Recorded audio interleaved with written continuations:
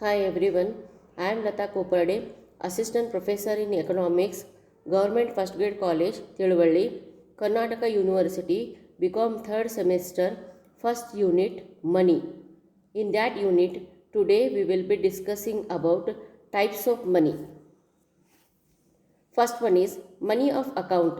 Money of account is the unit of account or the standard of measuring value, debts, prices and general purchasing power are expressed in terms of money of account. ಎಣಿಕೆಯ ಹಣ. ಎಣಿಕೆಯ ಹಣವು ಹಣದ ಒಂದು ರೂಪ. ಇದರ ಮೂಲಕವೇ ಜನರು ತಮ್ಮ ಲೆಕ್ಕಪತ್ರಗಳನ್ನು ಇಡುತ್ತಾರೆ, ವಸ್ತುಗಳ ಬೆಲೆಯನ್ನು ಅಳೆಯುತ್ತಾರೆ. ಉದಾಹರಣೆಗೆ ನಮ್ಮ ದೇಶದಲ್ಲಿ ರೂಪಾಯಿಯು ಎಣಿಕೆಯ ಹಣವಾಗಿದೆ, ಅಮೆರಿಕಾದಲ್ಲಿ ಡಾಲರ್ ಎಣಿಕೆಯ ಹಣವಾದರೆ ಇಂಗ್ಲೆಂಡಿನಲ್ಲಿ ಪೌಂಡ್ ಸ್ಟರ್ಲಿಂಗ್ ಎಣಿಕೆಯ ಹಣವಾಗಿದೆ. ಮನಿ proper.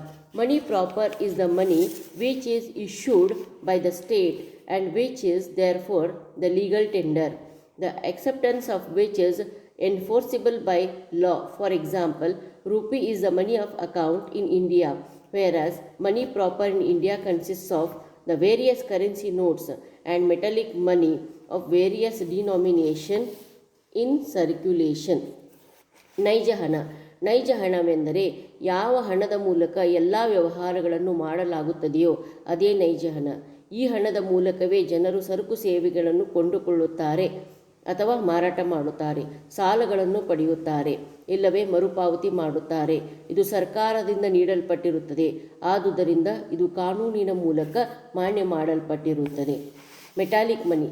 Metallic money consists of metallic coins of a particular fineness and weight with both sides stamped with the symbols of the government of India. Metallic money is divided into two types, standard money and token money. Standard money. Standard money consists of those coins whose face value is equal to their intrinsic value. The value of the metal in the coin is equal to the face value of the coin. Token money. Token money consists of those coins whose face value is greater than their intrinsic value. Therefore, they are not standard or full-bodied coins, but they are more token or signs of money.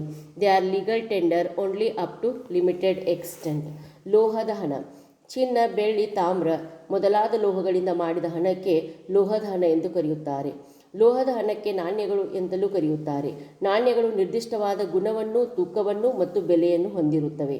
ನಾಣ್ಯದ ಎರಡೂ ಕಡೆಗಳಲ್ಲಿ ಸರ್ಕಾರವು ತನ್ನ ವಿಶೇಷ ಮುದ್ರೆಗಳನ್ನು ಅಚ್ಚು ಹಾಕಿರುತ್ತದೆ. ನಾಣ್ಯಗಳನ್ನು ಎರಡು ರೀತಿ ವಿಂಗಡಣೆ ಮಾಡ್ತೇವೆ. ಒಂದು ಸ್ಟ್ಯಾಂಡರ್ಡ್ ಮನಿ ಅಂತ ಕರಿತೇವೆ. ಪೂರ್ಣ ಲೋಹಭರಿತ ನಾಣ್ಯಗಳು ಪ್ರಮಾಣಭೂತ ಹಣ ಎಂತಲೂ ಕರೆಯುತ್ತಾರೆ. ಲೋಹದ ನಾಣ್ಯಗಳನ್ನು ಪೂರ್ಣ ಲೋಹಭರಿತ ನಾಣ್ಯಗಳು ಮತ್ತು ಪ್ರಮಾಣಭೂತ ಹಣ ಇಲ್ಲವೇ ಪ್ರಧಾನ ಹಣ ಎಂದು ಕರೆಯುತ್ತಾರೆ. ಪೂರ್ಣ ಲೋಹಭರಿತ ನಾಣ್ಯಗಳ ಮುಖಬೆಲೆಯು ಅವುಗಳಲ್ಲಿಯ ಲೋಹದ ಬೆಲೆಗೆ ಸಮ ಆಗಿರುತ್ತದೆ. ಪ್ರಧಾನ ನಾಣ್ಯಗಳನ್ನು ಸಾಮಾನ್ಯವಾಗಿ ಚಿನ್ನ ಅಥವಾ ಬೆಳ್ಳಿಯ ಲೋಹಗಳಿಂದ ಮಾಡಿರುತ್ತಾರೆ. ಟೋಕನ್ ಮನಿ. ಟೋಕನ್ ಮನಿಯನ್ನು ನಾವು ಸಾಂಕೇತಿಕ ನಾಣ್ಯಗಳು ಅಂತ ಕರಿತೇವೆ. ಸಾಂಕೇತಿಕ ನಾಣ್ಯಗಳ ಮುಖಬೆಲೆಯು ಅವುಗಳಲ್ಲಿಯ ಲೋಹದ ಬೆಲೆಗಳಿಗಿಂತ ಹೆಚ್ಚು ಇರುತ್ತದೆ. ಸಾಂಕೇತಿಕ ನಾಣ್ಯಗಳಿಗೆ ಉಪನಾಣ್ಯಗಳೆಂತಲೂ ಕರೆಯುತ್ತಾರೆ. ಸಾಂಕೇತಿಕ ನಾಣ್ಯಗಳನ್ನು ಚಿಕ್ಕ ಪುಟ್ಟ ವಿನಿಮಯ ಕಾರ್ಯಗಳಿಗೆ ಉಪಯೋಗಿಸಲಾಗುತ್ತದೆ. ಇಂದು ನಾವು ಉಪಯೋಗಿಸುವ ವಿವಿಧ ಮೌಲ್ಯದ ಪೈಸೆ ನಾಣ್ಯಗಳು ಸಾಂಕೇತಿಕ ನಾಣ್ಯಗಳಾಗಿವೆ. ಅಲ್ಲದೆ ಸಾಂಕೇತಿಕ ಹಣವನ್ನು ಅಗ್ಗದ ಲೋಹದಿಂದ ಮಾಡಲಾಗಿರುತ್ತದೆ. ಚಿನ್ನ, ಬೆಳ್ಳಿಗಳಿಗೆ ಅಧಿಕ ಮೌಲ್ಯವಿರುವುದರಿಂದ ಅವುಗಳಿಂದ ಅತಿ ಸಣ್ಣ ಮೌಲ್ಯದ ನಾಣ್ಯಗಳನ್ನು ಮಾಡುವುದು ಅಸಾಧ್ಯ. ಆದ್ದರಿಂದ ಅಗ್ಗದ ಲೋಹಗಳಾದ ನಿಕ್ಕೆಲ್, ತಾಮ್ರ, ಕಂಚು, ಅಲ್ಯೂಮಿನಿಯಂ ಮೊದಲಾದವುಗಳನ್ನು ಸಣ್ಣ ಬೆಲೆಯ ನಾಣ್ಯಗಳನ್ನು ತಯಾರಿಸಲು ಬಳಸಲಾಗುತ್ತದೆ. Paper money. Paper money consists of currency notes issued by the central bank or government of country and credit instruments like checks, bills, drafts, etc. Convertible paper money. It consists of those currency notes which are convertible into gold or standard money. Currency ನೋಟುಗಳಲ್ಲಿ ಮೊದಲೇದು ಪರಿವರ್ತನೀಯ ನೋಟುಗಳು. ಪರಿವರ್ತನೀಯ ನೋಟುಗಳನ್ನು ಒಂದು ನಿರ್ದಿಷ್ಟ ಪ್ರಮಾಣದಲ್ಲಿ ಪ್ರಧಾನ ನಾಣ್ಯಕ್ಕೆ ಪರಿವರ್ತಿಸಬಹುದಾಗಿದೆ. Inconvertible paper money. Inconvertible paper money. It consists of those currency notes which are not so convertible into gold or standard money. It is called fiat money. ಯಾವುದು ನಾಣ್ಯಗಳನ್ನು ನಾವು ಅಪರಿವರ್ತನೀಯ ನೋಟುಗಳು ಅಂತ ಕರಿತೇವೆ.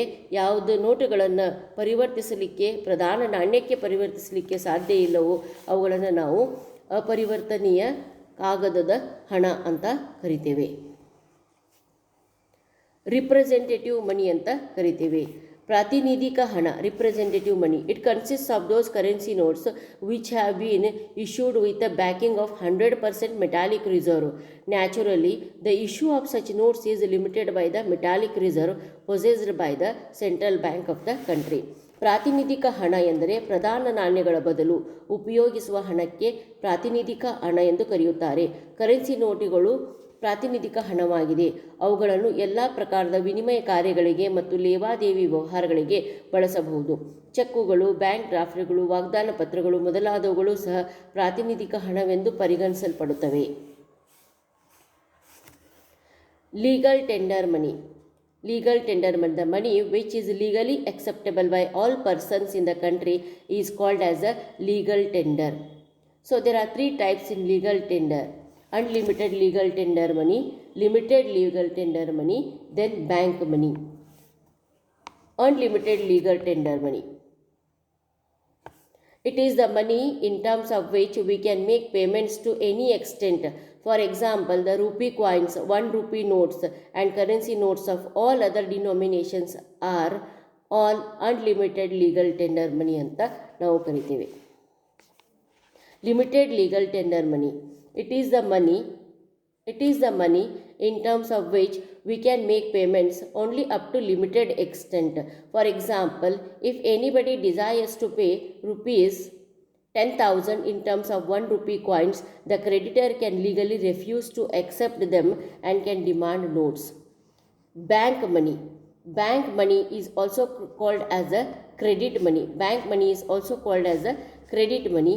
Credit money, it consists of bank checks, drafts, bills. So this is also very important money. Nowadays we are using most of the time bank money, but in developing countries bank money, the using of bank money is very less, as we have seen. So ಪರಿವರ್ತನೀಯ ಕಾಗದದ ಹಣ, ಪರಿವರ್ತಿತ ಕಾಗದದ ಹಣ. First one, ಪರಿಮಿತ ಕಾನೂನುಬದ್ಧ ಹಣ ಅಥವಾ ಅಪರಿಮಿತ ಕಾನೂನುಬದ್ಧ ಹಣ ಮತ್ತು ಬ್ಯಾಂಕ್ ಹಣ ಎಂದು ಮೂರು ರೀತಿ ವಿಂಗಡಣೆ ಮಾಡ್ತೇವೆ. ಸೊ ಕಾನೂನುಬದ್ಧ ಹಣ ಅಂದ್ರೇನು? ಕಾನೂನಿನ ಪ್ರಕಾರ ಪ್ರತಿಯೊಬ್ಬರೂ ಮನ್ನಿಸಿ ಸ್ವೀಕರಿಸಲೇಬೇಕಾದ ಹಣಕ್ಕೆ ಕಾನೂನುಬದ್ಧ ಹಣ ಎಂದು ಕರೆಯುತ್ತಾರೆ.